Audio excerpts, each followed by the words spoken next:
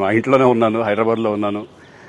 So నేను విన్నాను పొద్దున్నుంచి, నాకు ఫోన్లు రావడం జరిగింది. నేను కూడా వీడియో క్లిప్ చూశాను. మన మీడియా మిత్రులు చాలామంది నన్ను అడిగి క్లారిఫై చేసుకున్నారు. వాళ్ళ దాంట్లో రాలేదు నాకు తెలిసి. చాలా ఇట్లా శ్రీకాంత్ ఇలా బెంగళూరులో రేవ్ పార్టీకి వెళ్ళాడు, హేమ వెళ్ళింది, ఈ టైప్లో ఏవో వచ్చినాయి. నిజంగా నాకు నవ్వు వచ్చింది. ఇంట్లో వాళ్ళందరూ నవ్వుకున్నాం. ఇదేంటిది, మొన్న ఏమో విడాకులు ఇచ్చి పిచ్చేశారు నా భార్యతో, ఈరోజేమో రేవ్ పార్టీలకి వెళ్ళాడు అని చేసినాయి. కానీ ఒకటి, వాళ్ళు కొంచెం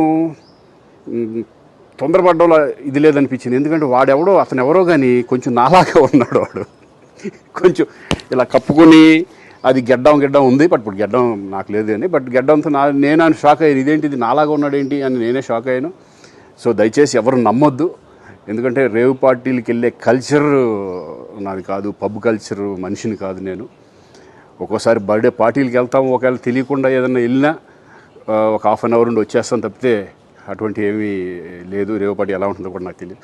సో దయచేసి ఎవ్వరూ ఈ విషయాన్ని నమ్మొద్దు. హ్యాపీగా నేను హైదరాబాద్లో ఉన్నాను, మా ఇంట్లోనే. ఇప్పుడు మా ఇంట్లో నుంచే నేను ఇది చేస్తున్నాను. సో దయచేసి మీడియా మిత్రులందరికీ కూడా నేను చెప్పేది ఏంటంటే, ఏ విషయం కరెక్ట్గా తెలుసుకోకుండా మీరు కూడా థంబ్నైల్స్ పెట్టేసేసి నా బొమ్మ వేసేసి రేవ్ పార్టీలో పట్టుబడ్డ శ్రీకాంత్ ఈ టైప్లో వేస్తున్నారు. కాబట్టి దయచేసి ఎవరు నమ్మొద్దు.